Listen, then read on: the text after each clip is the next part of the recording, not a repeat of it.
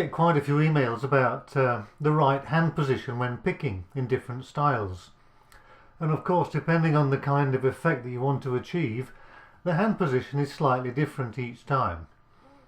The first choice we need to make when starting to fingerpick, either ragtime blues or the blues, or indeed folk picking, is the first question is, are we going to use fingerpicks or not? And they've got really great advantages, but sometimes they're a little bit too harsh. The first thing is, they're a natural amplifier, and we're going to take a look at the styles of several guitar pickers later on in this video, and it's notable that most of them do wear a thumb pick at least. The thumb pick's got a great advantage because, as well as picking in an alternating way, we can also, we could throw the thumb pick down onto the basses and then damp it, so it can make a very percussive effect, which is sometimes really effective. It is a little bit harsh to hear, particularly if you wear a steel finger pick, so you need a little bit of control, but it does give a really nice clean effect. Many guitarists, as we know, stabilize their hands by putting either one or two fingers on the soundboard of the guitar. Other people hold the palm of their hand on the saddle of the guitar in this way, or a combination of the both. Some guitarists do both at different times, depending on what they're doing with their thumb and their fingers. And it really is a very various technique when we take a close look. First of all, let's look at a grand old master like Reverend Gary Davis in close-up and see how he holds his hand.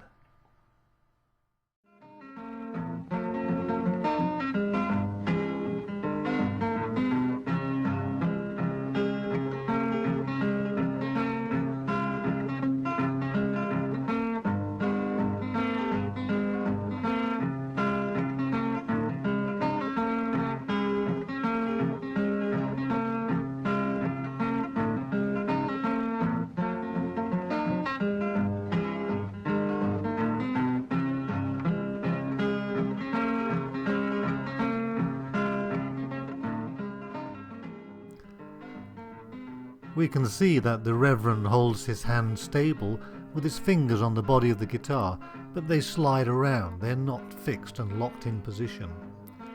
See how his first finger, the only finger he uses, is very, very nimble and moves around the strings. At the same time, the piece of music is driven along by that very solid bass beat.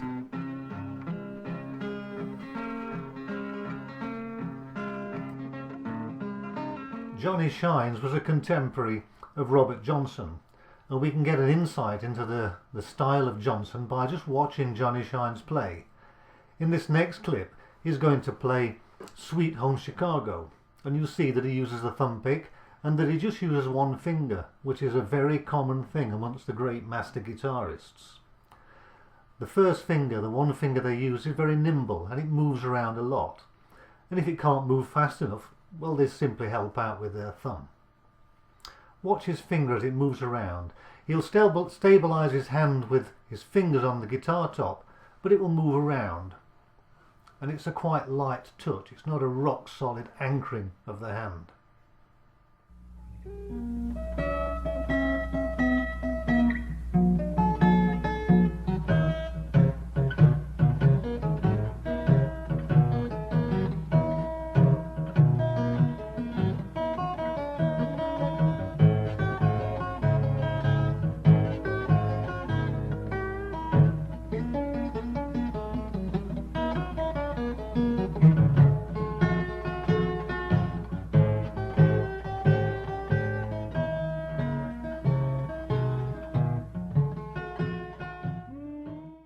Take a look at the guitar technique of Johnny Shines and note the differences and the similarities with a master like Gary Davis.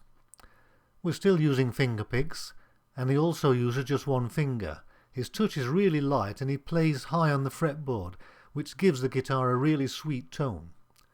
You can see that he's holding his hand on the top of the guitar, but is not locked onto the guitar. His fingers are sliding around, which gives him a lot of flexibility.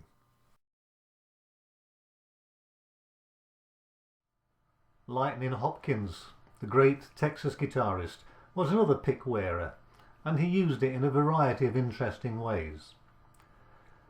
He used a monotonic bass most of the time, but of course he could use that pick to strum down on the treble strings or double the beat on the basses.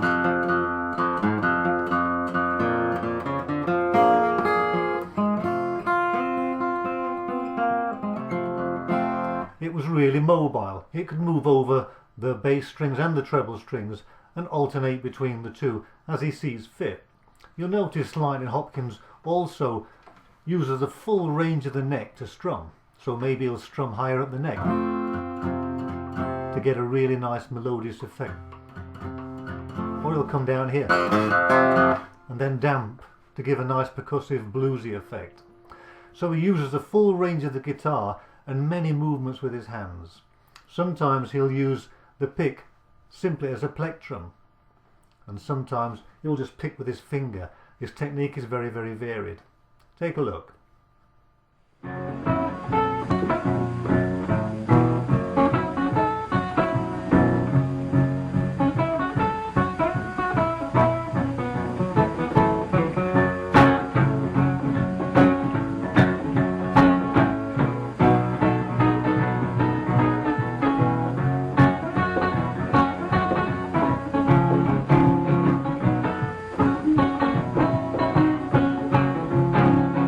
Now baby, please don't go.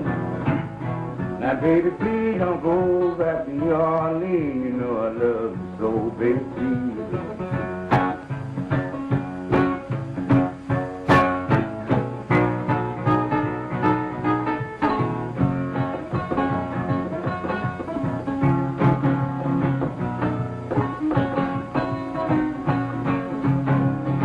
I'll be a man and gone. I'll be a man and gone. He left the county for me, had his shackles on. Now baby, please.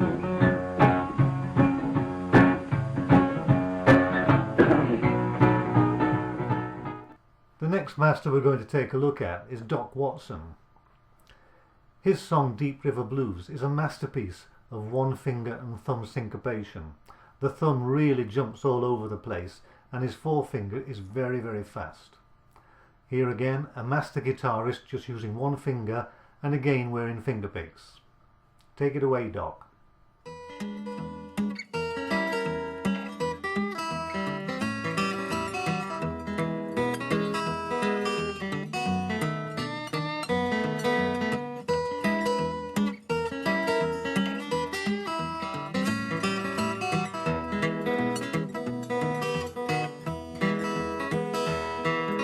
Let it rain, let it pour, let it rain a whole lot more, 'cause I got them deep river blues. Let that old river rise and fall, let the big waves make a wall, 'cause I got them deep river blues.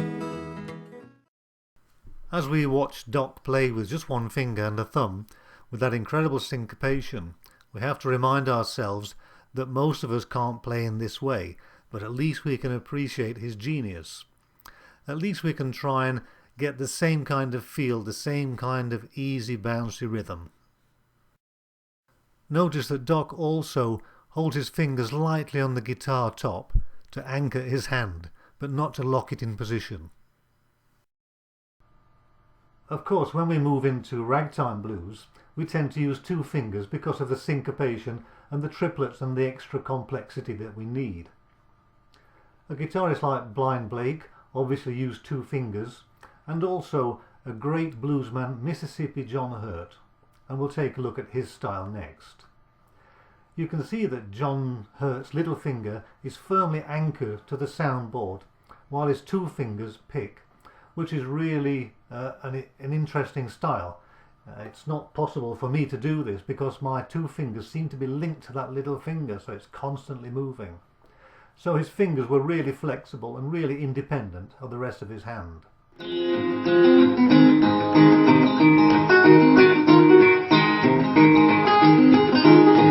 know, I really heard the first thing I know was John in his house. Whenever we talk about a particular style or a picking pattern, we have to realize that there are many, many exceptions, and it's the exceptions that generally make a legend, as in this case with Son House. When we look at Son House's technique, we can see that he doesn't anchor his hand at all, and he plays it as he feels it, and he doesn't play gently. He really hits that guitar.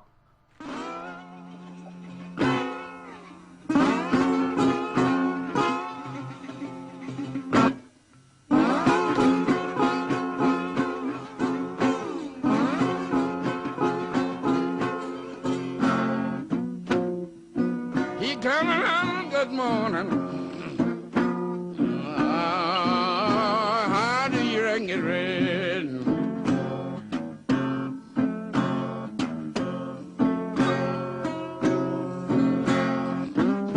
It's a hurry, 'cause the gal you love is dead.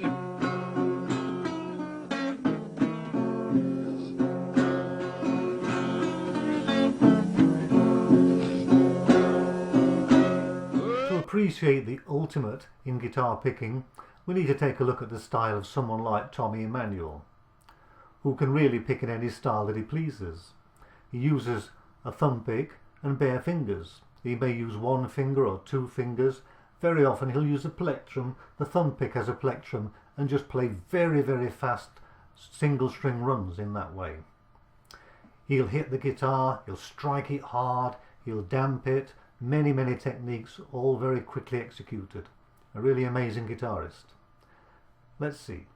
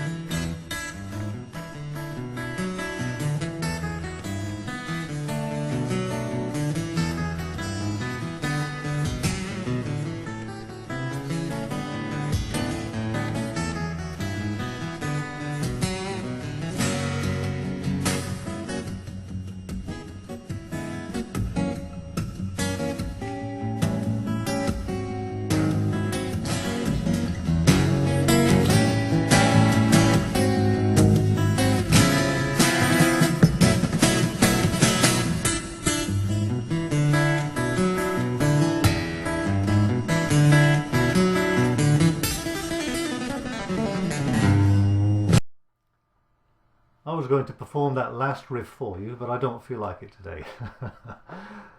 As you can see from this short video, there are many ways to hold your right hand when you pick, depending on the style you want to play.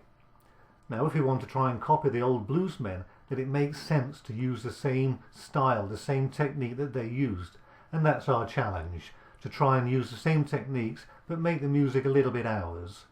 We need to know exactly what the bluesmen did, and then we can adapt it to put ourselves into the music. Have fun with it, and the bottom line is, whatever you're comfortable with is the right way to hold your hand.